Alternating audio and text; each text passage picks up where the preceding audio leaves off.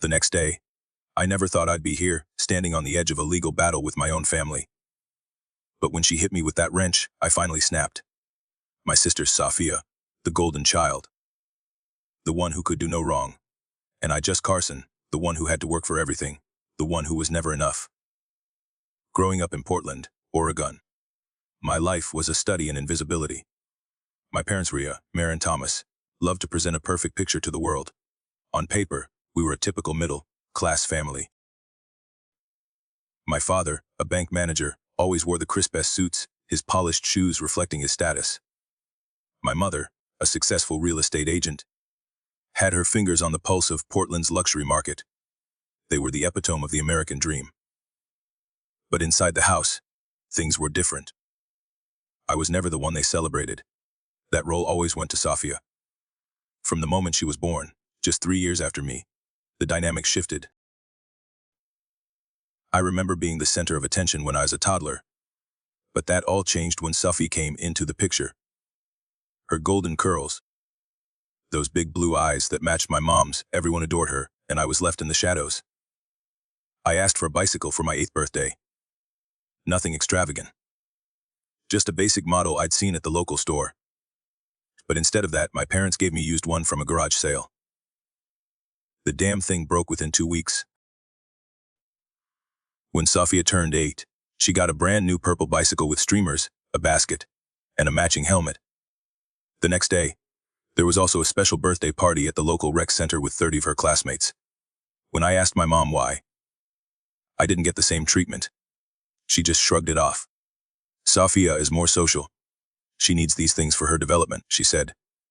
No mention of how I might need things too. The same pattern played out for years. Birthdays.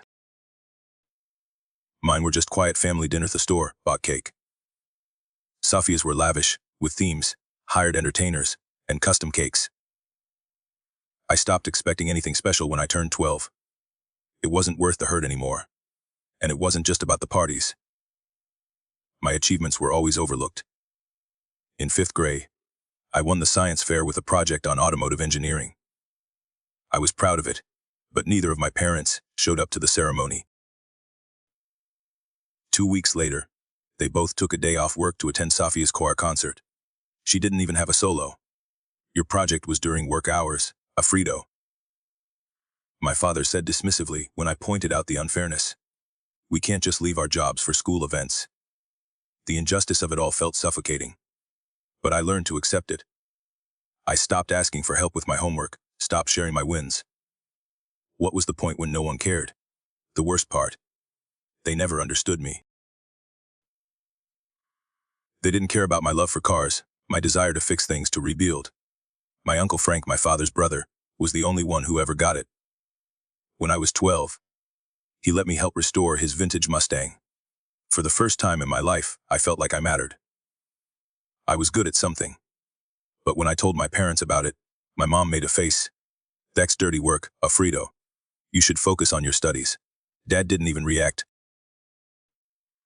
But when Sophia started cutting up old clothes to design her own fashion, they transformed the basement into a studio for her, complete with a sewing machine, mannequin, and expensive supplies. She was allowed to pursue her dreams.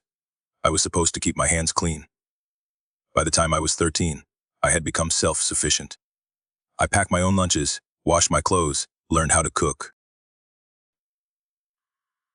Meanwhile, my mom still laid out Sophia's clothes and made her special lunches with cute little notes tucked inside.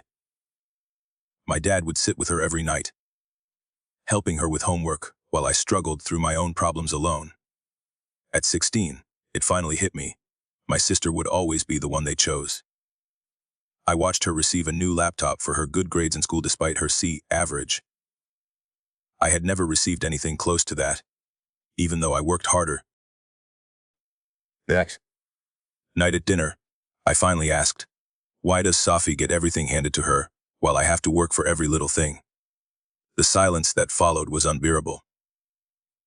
My mom finally reached across the table and patted my hand, that smile on her face like she was trying to calm a child. You've always been so independent, Alfredo. We're just giving you both what you need. Sophia needs more support, and you need to learn self-reliance. We love you both equally.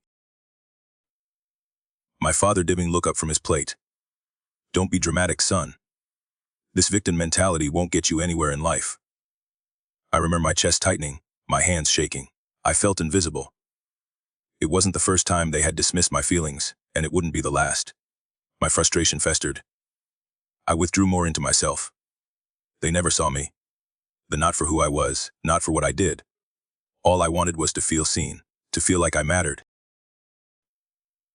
But in their eyes, I would always be the second child, the one who had to fight for every scrap of approval. Safia was the one who could do no wrong.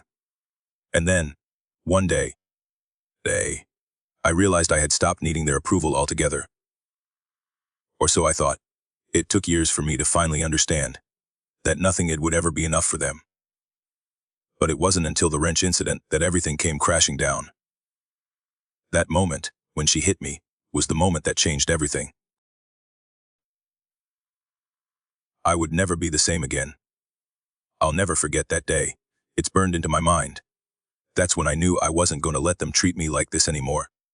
And I would fight to make them see me for who I was. No longer the invisible son. No longer the second choice. I don't think I fully realized how deep the divide between me and my family had gotten until I was 12. That was the year I stopped asking for anything. For my birthday that year, I'd hoped, maybe foolishly, that my parents would surprise me with something nice. I'd seen this amazing remote-controlled car at the store, a model that looked just like the ones in the racing magazines I loved. I couldn't afford it myself, and it wasn't like I had anyone to buy it for me. I didn't expect a grand gesture, just something to show that they cared. When the day came, I tore off the wrapping paper and found a second-hand model, something my parents had picked up at a garage sale. The wheels were scratched, and it barely worked. I smiled and pretended to appreciate it, but deep down, I felt a bitter lump in my throat.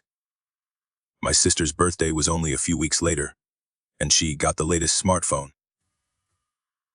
With all the bells and whistles, a full-on party at the local ice skating rink, and gifts from relatives that went way beyond what she needed.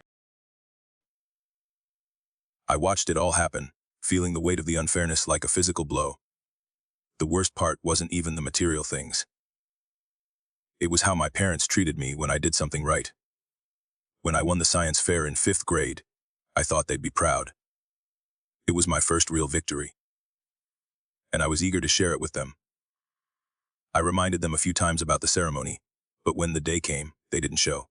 They had work, they said. The next day, I understood kind of, but it still stung when I saw the pictures of Safia's school events and how they were always there, cheering her on.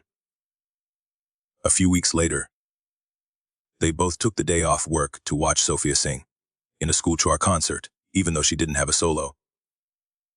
I couldn't wrap my head around it. I confronted them later that night. "Why didn't you come to my award ceremony?" I asked. "It's not like you had to miss work. You could have taken the day off." "Your project was during work hours, Alfredo," my dad replied, looking at me like I was being unreasonable. "We can't just leave our jobs for every little thing." His words stung more than I expected. That was the first time I questioned whether I'd ever be good enough in their eyes. I thought if I did everything right, maybe I'd earn their approval. But it never came. And it wasn't just the events I wanted them to attend. It was the way they treated me at home. Sofia had a room full of clothes that she barely touched, but every time she went shopping, she came back with something new. I remember once, at 13, asking my dad for help with a math problem I didn't understand. He told me to figure it out on my own. Meanwhile, Safia would get help with her homework every night. And if she didn't do well, it was always someone else's fault. At some point, I realized I had to take care of myself. My mom had never taught me how to cook, so I started making my own meals. I'd pack my own lunches every morning because I knew my mom wouldn't do it. I washed my own clothes because I couldn't count on anyone else. It was the only way to get by. Safia, on the other hand, got everything handed to her. My mom still laid out her clothes every day and packed her lunches. I watched it happen, year after year, and the resentment started to build. By the time I was 16, I'd completely stopped asking for help. I'd learned that nothing I did would ever be enough to make them see me as worthy of their love. When Sophie got a brand new laptop for her good grades, despite the fact that she barely passed, I realized that I'd been fighting a losing battle. I had worked so hard, but the recognition I longed for would never come. That was the year I snapped. I was sitting at the dinner table, watching my parents lavish praise on Sophia for getting a C average in school, while I was left to sit in silence, even though I had straight A's. My dad commented that she was doing great while I kept my mouth shut, staring at the food on my plate. Finally, I couldn't take it anymore. Why does she get everything? I said. The next day, my voice shaking. She doesn't even try, and you treat her like she's perfect, while I have to fight for every damn thing. It's not fair. There was a moment of silence.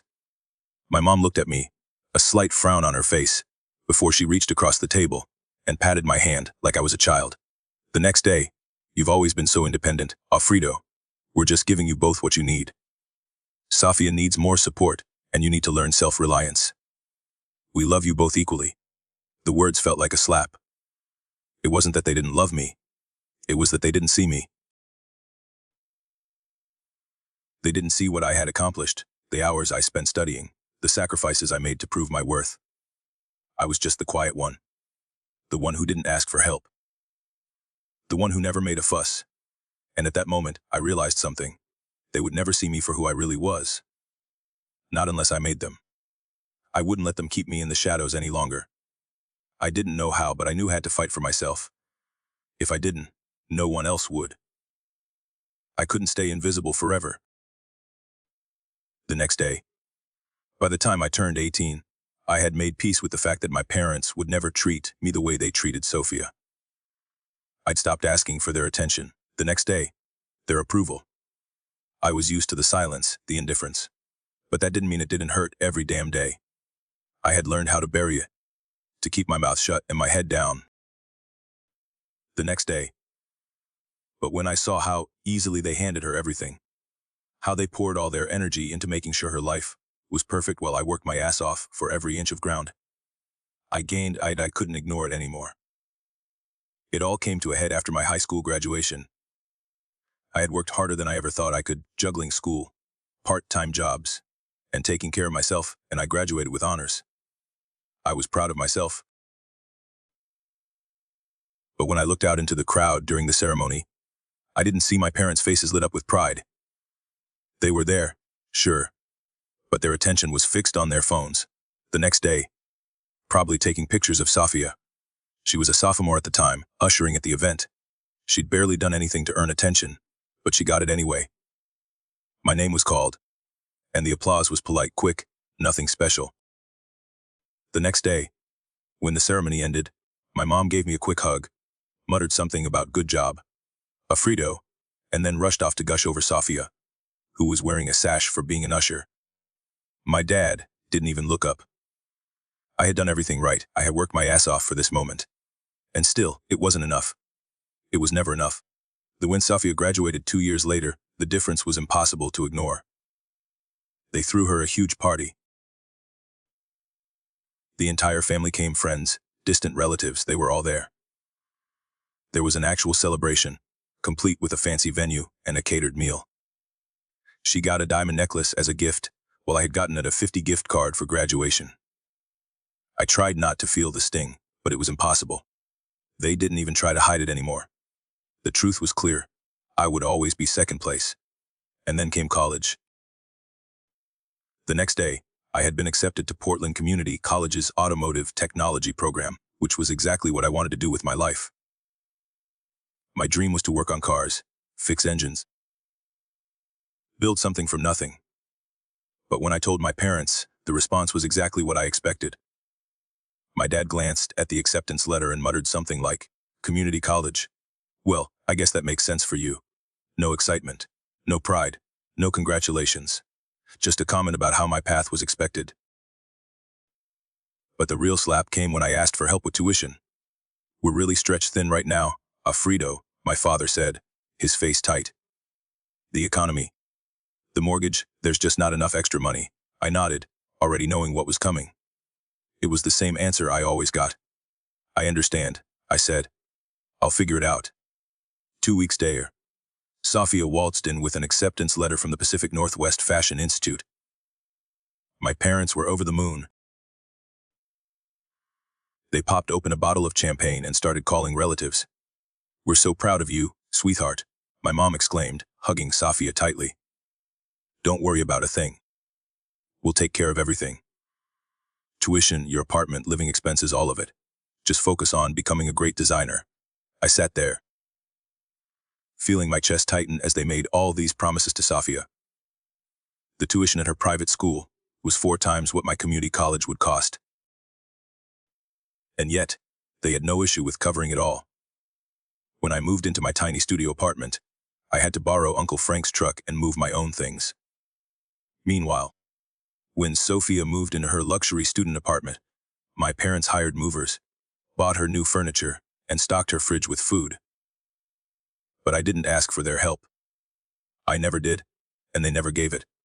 That was how it worked. They took care of Sophia, the golden child, and I was left to figure things out on my own. The next day, but that didn't mean I was giving up. I had started working at Jerry's auto shop, a place that treated me like I mattered, a place where my skills were finally recognized. It was the first time I felt like I wasn't invisible, but it wasn't just the work. It was the people who saw me for who I was, not the son who could never live up to his sister. Jerry, the owner, had become a mentor. He saw potential in me when no one else did. He encouraged me to keep pushing, even when I wanted to quit. The difference between my life at Jerry's and my life at home could have been more stark. At Jerry's, my value was measured by my work ethic and my ability to fix things. At home, my worth was nothing more than a reflection of Sophia's perfection. But I wasn't going to let it continue. Not forever. I was getting close to something bigger, something that would take me away from them, from the weight of their expectations, and from the toxic dynamic that had kept me in the background for so long. I didn't know it then, but the wrench, what she did to me, was the thing that would push me over the edge. It would make me stand up, make me finally fight for myself. And that was when I realized something. I wasn't fighting for them anymore. I wasn't fighting for their love or approval. I was fighting for my own right to exist. The pain didn't come at first. It was like a numb shock. And then, when I looked down at my shoulder, I realized something had gone terribly wrong. The wrench had hit me hard, right where my collarbone met my shoulder, and for a split second, I couldn't breathe. The next day, I barely registered the crack. The hot rush of adrenaline flooded my body, but I couldn't shake the feeling of disbelief. I stared at my sister. Sophia stood there, the wrench still gripped in her hand, her face a mask of surprise. I couldn't even process it. How had we gone from arguing about her car to this? How had it escalated so quickly? What the gasped, clutching at my shoulder, the pain starting to surge through me like a wave. My vision blurred slightly, but I didn't let myself fall. Not yet. Sophia didn't say anything at first. She just stood there frozen. She didn't apologize. She didn't even look sorry. In fact, she looked almost confused, like she couldn't comprehend what she'd just done. Then, before I could say another word, the garage door opened, and my parents rushed in. My mom was the first to get to Sophia, wrapping her arms around her. "What's going on in here?" My dad's voice was cold, dismissive, like I was the one who had caused the scene. I looked up at him, still trying to breathe through the pain in my shoulder. "She hit me with a wrench," I said, barely able to speak. She hit me with a wrench." Sophie immediately started crying, her voice shrill. "He was being horrible to me," she cried. "I just asked him to help me, and he was so mean, so condescending. I couldn't believe it." She was playing the victim again. My heart dropped. This wasn't just an argument. This wasn't just a fight. This was assault. And they were buying into her lie. My mom turned to me, her eyes narrowing. "I'm sure Alfredo provoked you, honey," she said in that patronizing voice that I hated so much. He's always been difficult. I stared at her, my mouth dry. I couldn't make sense of it. I was the one lying on the garage floor, clutching my shoulder while it throbbed with pain. And yet she was still defending Sofia. My father didn't even look up from the workbench. "Let's all calm down," he said, like I was the one out of control. "Alfredo, you're fine. It couldn't have been that hard." He barely even glanced at my injury if it was nothing, as if it didn't matter. I gritted my teeth and let out a shaky breath. "It's broken. I think it's broken." Sofia's voice cut through the air again. "Why are you making such a big deal out of this?" she demanded, clearly annoyed that I wasn't just letting it go. "It was just a wrench. The next day, you're always so dramatic." I couldn't even process what she was saying. I was in so much pain I could barely keep my eyes open. The next day, my vision swam as I looked at her, and I had to bite my tongue to keep from screaming. I felt like I was drowning in this constant cycle of abuse, but no one could see it. The next day, they couldn't see what she was doing to me. They couldn't see how she'd hurt me, physically and emotionally, and they sure as hell weren't going to help. I looked at my dad, desperate for some kind of acknowledgement. Anything.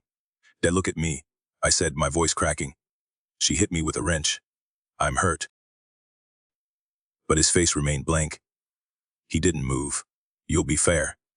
Let's not make a scene. You're just upset." I felt my jaw tighten. The next day, my body shaking with a mix of anger and pain. "I'm going to the hospital," I said, my voice steady despite the tears threatening to fall. "I need to get this checked out." The next day. At least that was one thing I could do for myself. I didn't wait for them to stop me. I didn't want their pity, their empty words. The next day, I just grabbed my keys and walked out, ignoring Sofia's weak protests and my parents' silent judgment. It was hard to even get into the car. Every movement sent a spike of pain through my body, and I had to use my right hand to shift gears. But I couldn't just stay there, in that house. With all their excuses, the next day, with their gaslighting, I couldn't let them make believe this wasn't real.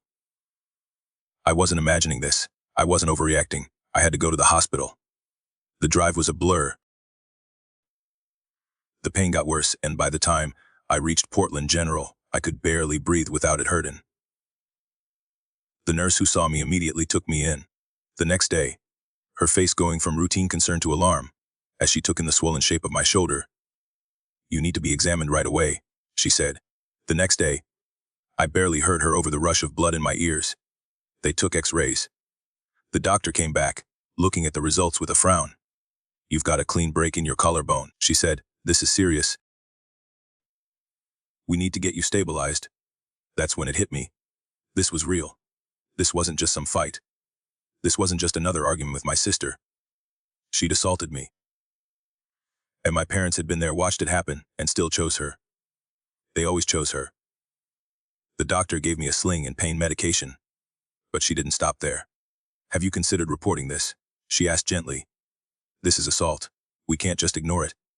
The words hung in the air. Assault. The idea that my own sister could do this to me.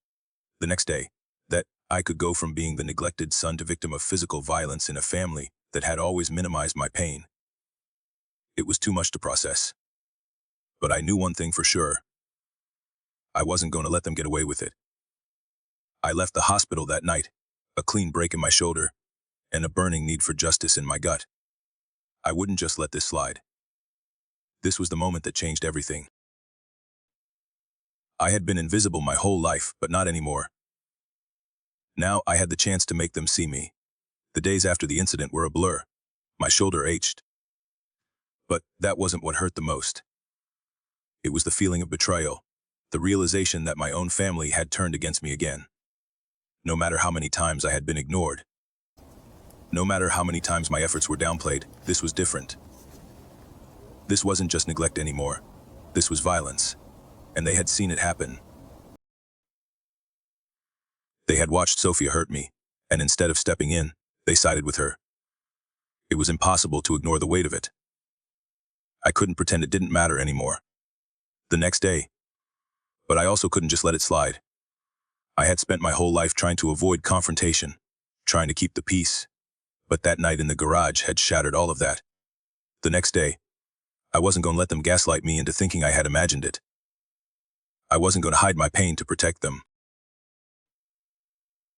When I woke up the next morning, I made a decision. I was going to report the assault. I knew it wasn't going to be easy, but the moment I saw my reflection in the bathroom mirror, with the bruises already starting to form around my collarbone, I knew I had no choice. I couldn't let Sophie get away with it. Not this time. I called the police. And it felt like the longest wait of my life. When they arrived, I gave my statement, trying to hold it together, as they asked about the incident. The next day, it wasn't easy to recount what had happened, how my sister had hit me, how my parents had done nothing but defend her, but I forced myself to say it. The next day, every word was a reminder of how invisible I had been in my own family. Every sentence reminded me of how long I had let them treat me like I didn't matter. The police officer seemed sympathetic, but there was something in her eyes that made me wonder if she thought I was overreacting. I couldn't blame her. Who would believe that a sister could do this to her brother? I almost didn't believe it myself. The next day, but when I thought about it, when I thought about how Safia had been coddled her whole life, how she was allowed to get away with everything, it made sense. This wasn't some random act of violence. This was the culmination of years of being told I wasn't worth their attention.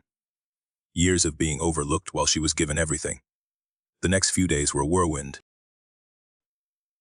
The police filed a report, and I was told that a detective would follow up with me.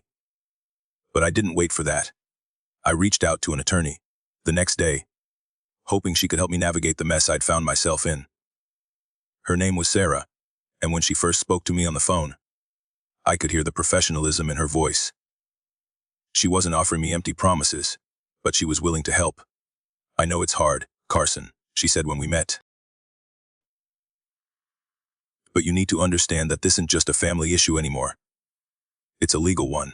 You have every right to press charges. Those words were a lifeline. I had always been so careful not to rock the boat, so careful not to make things worse.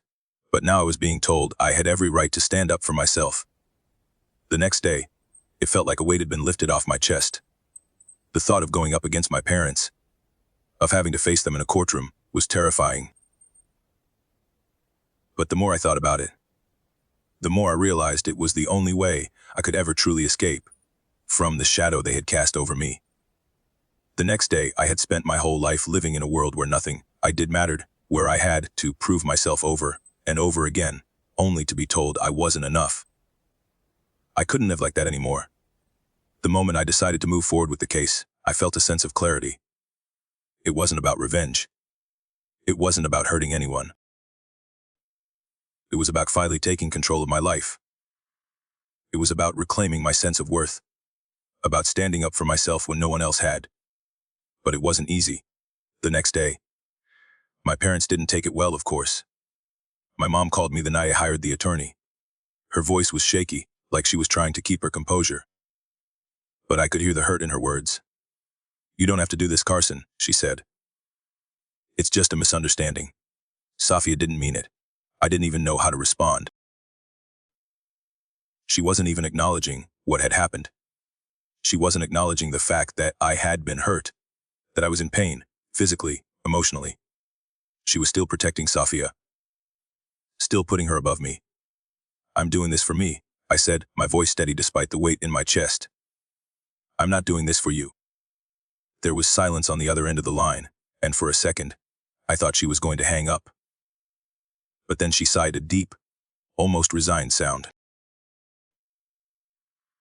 "I don't know what you want from us, Carson. We've always done the best we could." That was the moment I realized they would never understand. They would never see me as I really was. No matter what I did, no matter how much I accomplished, I would always be the invisible son, always second to Safia. I ended the call without saying another word. I couldn't waste any more time trying to get them to see me. I had to focus on myself. I had to fight for the person I had become. The next few weeks felt like a blur. Sarah guided me through the legal process, and I started to feel a little more confident. The more I learned, The more I understood how deep the dysfunction ran in my family, the more I saw how my parents had enabled Sophia. The next day, how they had taught her that her needs came before everyone else's, including mine. I wasn't just fighting for justice anymore. I was fighting to break the cycle. I was fighting for the person I could become, not the one they had tried to make me. The courtroom felt like an alien world. I sat in the witness stand, the weight of my decision pressing down on me. Every glance from the jury, every question from the prosecutor, made me acutely aware of what I was doing. The next day, I was about to confront my own family in front of strangers, and I could already feel the tension in my bones. This wasn't just about the wrench. It wasn't even about the pain. The next day, it was about years of being visible, years of being less than. And for the first time in my life, I wasn't going to let it slide. The prosecutor, and the next day, had been guiding me through this, preparing me for every question, every curveball. But nothing could have prepared me for the moment I was about to relive, the moment I had spent my whole life trying to forget. Mr. Jackson, Andree's voice was calm but firm. Please tell the court what happened on the night of the incident. I took a deep breath, the taste of metal in my mouth. My eyes wandered to the defense table where Sophia sat, flanked by her high-priced lawyer. Her expression was composed, like she was doing nothing more than attending a dinner party. She looked at me with an air of defiance, as if she couldn't understand why I was doing this, as if she still believed she was untouchable. But I wasn't going to let her get away with it. The next day, I was in the garage working on my father's car. I began, keeping my voice steady despite the trembling in my hands. I was trying to finish something I'd started earlier. And then Sophie came in. She was upset, asking me to fix her car. She was angry because I wouldn't do it for free. I paused, collecting myself. The words felt foreign, but they needed to be said. When I refused, she grabbed the wrench, and she hit me with it. The silence in the room was deafening. I could hear the murmur of the jury, their attention focused on me. My heart raced, but had to keep going. Right here, I said, pointing to my shoulder. She hit me with full force. I heard the crack before I even felt the pain. I didn't know what was happening at first. I couldn't move. It was like my body wasn't working anymore. And then I looked at her, and she just stood there. She didn't apologize. She didn't seem to care. It was like I wasn't even a person to her. I could feel the heat rising in my face as I spoke. I wasn't used to being this exposed, but it felt necessary. I needed them to understand. I tried to call out to my parents. I continued, but they didn't care. They came in, and instead of checking on me, they sided with her. My mom even said, "I'm sure Alfredo provoked you, honey." And my dad, he just told me to calm down, like it was no big deal. The anger bubbled up inside me, threatening to overtake my words, but I held it back. This was my chance to be heard. I was hurt, physically and emotionally, said my voice low. But they didn't care. They never have. The prosecutor nodded, encouraging me to go on. But I felt like I had already said everything I needed to. There was no question about what had happened. I didn't need to say more. "Thank you, Mr. Jackson," she said. "We'll come back to you shortly." I was dismissed from the stand, but I didn't feel relief. If anything, the weight of what I had just done settled heavier on me. I had told the truth, but I could see it in my parents' faces. They were still protecting her. They were still pretending I didn't matter. Sophia's turn came, and I couldn't look away. I watched her take the stand, her composure never wavering. She told the story of that night in her own words, a version that made her sound like the victim. "The next day, I didn't mean to hurt him," she said, her voice breaking with what seemed like genuine emotion. "I just got frustrated. I didn't know it would go that far." I felt the bile rise in my throat. She was lying, and they were all eating it up. Her lawyer went on to question me, trying to paint me as the aggressor, trying to twist the narrative into something it wasn't. "Isn't it true," he asked, "that you've always been jealous of your sister's success? That you've always felt overshadowed by her?" I had heard this before, the insinuation that I was the one at fault. but I wasn't going to let him push me around. No, I answered, keeping my voice firm. I've never been jealous of her, but I've always been overlooked. Always made to feel like I wasn't enough. This isn't about jealousy. This is about being assaulted. This is about what she did to me. Safia's lawyer tried to spin it, but I didn't back down. I stayed calm, answering every question, every attempt to discredit me. I wasn't going to let them win. Not this time. The trial dragged on, with witness testimony and cross-examinations. But in the back of my mind, I kept returning to one thought. I was finally being seen. Finally, someone knew the truth, and as the jury deliberated, I felt a sense of hope rise in me. Maybe, just maybe, this would be the moment I stopped being invisible. The moment I stopped being the one who was always second best. The verdict came faster than I expected. When the jury filed back in, my heart was in my throat. I didn't know what to expect, but I was ready for whatever happened. Guilty, the foreman said. The next day, it was like the ground beneath me shifted. The words echoed in my ears, and for a moment, I couldn't breathe. Safia had been convicted. She would face the consequences of what she'd done to me. I looked over at my parents. They didn't even look at me. They didn't even try to hide their disappointment. They were angry, not at Safia, but at me. Nay, they hadn't believed me. And now, I wasn't sure if they ever would. The days after the verdict were a strange kind of limbo. I felt the weight of it all, my family's reaction. The blitzdeity, the constant questions, and yet, there was a sense of finality too. For the first time, I wasn't fighting to be seen. I had been validated in a way that meant more than just winning the case. The world knew the truth. But none of that made the next steps any easier. Safia's connection was a blow to my parents, but I saw it for what it was. Just another step in their refusal to confront the real problem. The next day, they still couldn't see the bigger picture. They still saw me as the troublemaker. It was like they couldn't accept that their perfect family image was shattered. That all these years of favoritism had led to this moment. When I finally received the settlement offer, it felt almost anticlimactic. I hadn't done this for money. But the settlement was part of the equation, a price for the pain I'd endured. It was more than I ever expected, over $300,000. A part of me thought about what money could do, pay off bills, start a new life, maybe even start my own business. But it didn't feel like enough. Nothing could erase the emotional scars, nothing could undo the years I had spent in silence, trying to earn love from people who never understood me. The lawyer, Sarah, called me one evening with the news. The other side was ready to settle. It's a good offer, she said.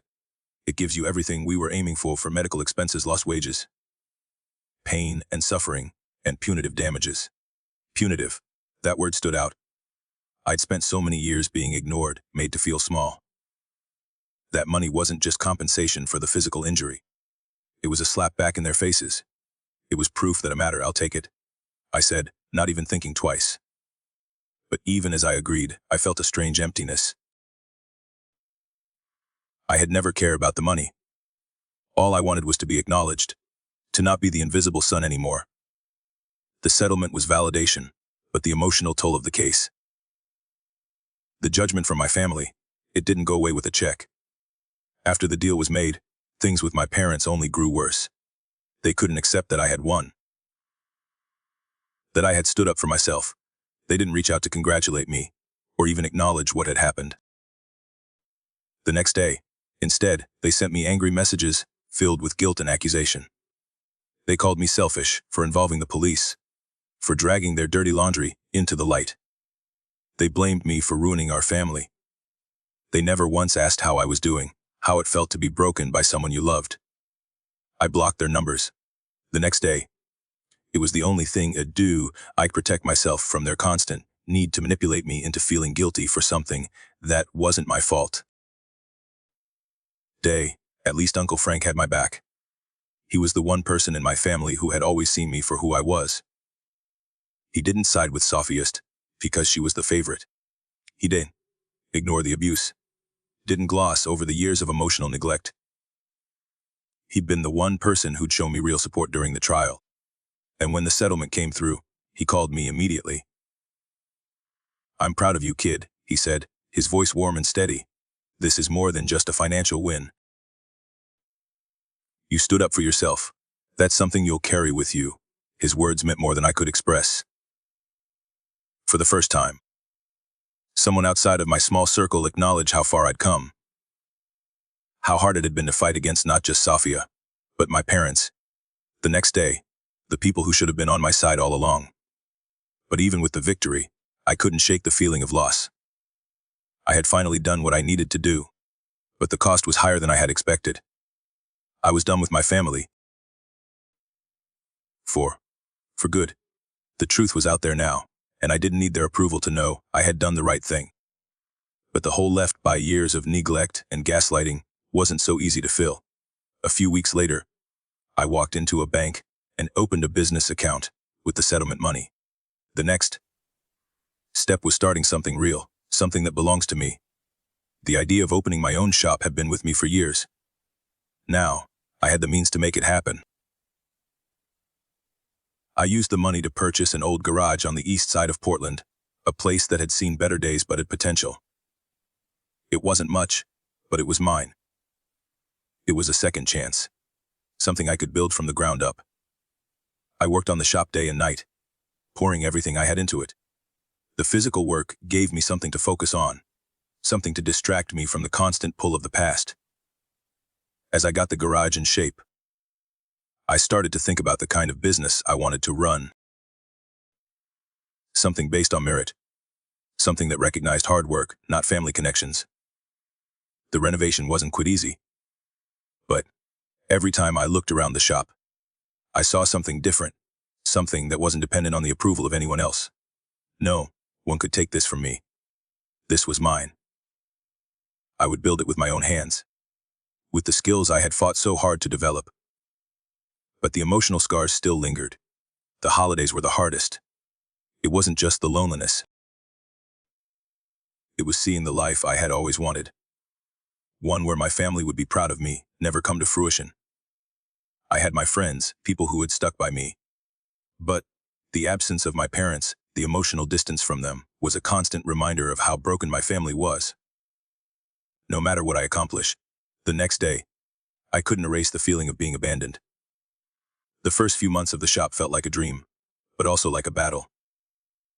I didn't care about the recognition. I cared about the work. The next day, I cared about proving that I didn't need their approval. But it didn't mean I wasn't still haunted by the things I couldn't change. And then, as I was preparing for the first real month of business, I got a letter from my mom. It was short and it wasn't an apology, but it was something. She wrote that she had started therapy, that she was finally understanding how her actions had hurt me. For the first time, I saw a crack in the wall. But I wasn't ready to forgive. Not yet. Not when the damage was still so fresh. I put the letter in a drawer, unread. I wasn't sure what I would do with it yet, but I knew one thing for sure. I wasn't going to let them back in until I was ready. The shop became my sanctuary, the place where I could finally be myself, where I was valued for who I was, not who I was related to, and for the first time, I felt like I was building something real. The garage was everything. I had poured my soul into it, spent every waking moment making it into something real, something that was mine. As the months went by, I started to feel a small sense of pride.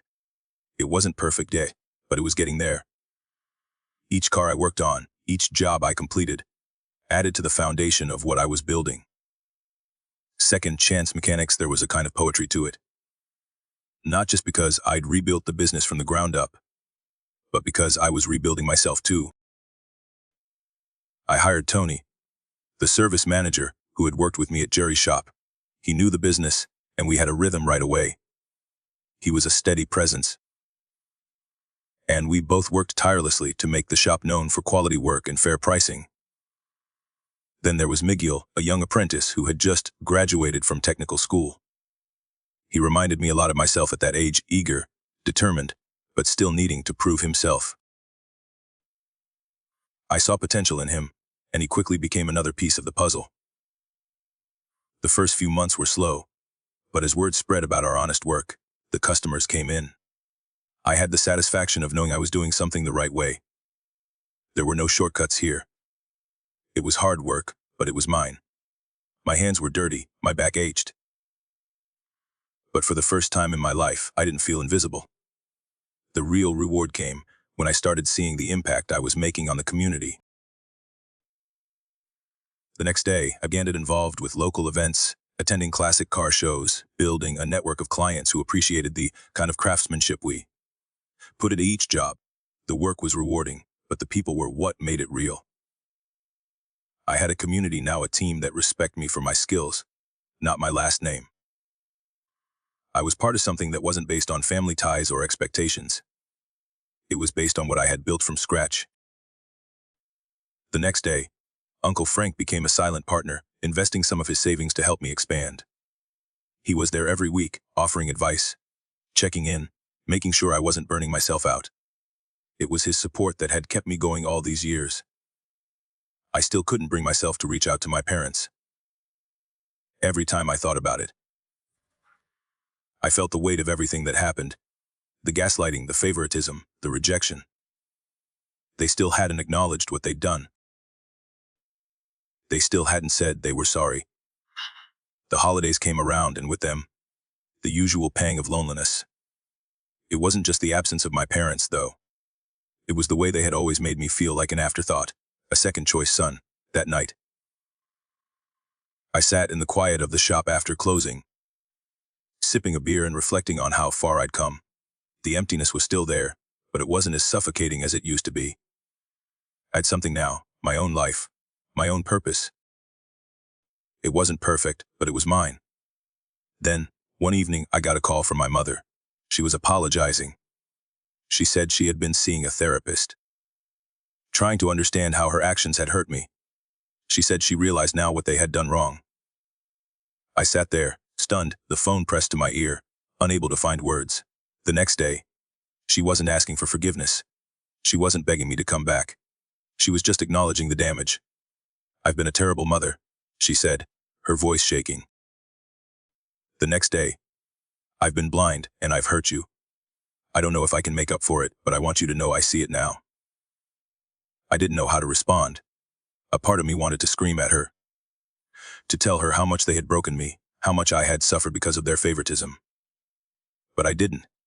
Instead, I just thanked her for calling. It wasn't forgiveness. Not yet. But it was something. A crack in the wall, at least. The next day, I wasn't sure what I would do with it, but it felt like the first real step toward healing. I didn't rush to call her back. I wasn't ready for that yet. There were still too many scars, too many years of being invisible, being nothing more than a shadow in their eyes. But I had made peace with it. I wasn't going to let them define me anymore. As the year went on, the shop continued to grow. We brought in more clients, hired a few more people, and eventually, I started thinking about expanding to a second location. The dream was becoming real. And every step forward felt like a small victory over everything I had been through.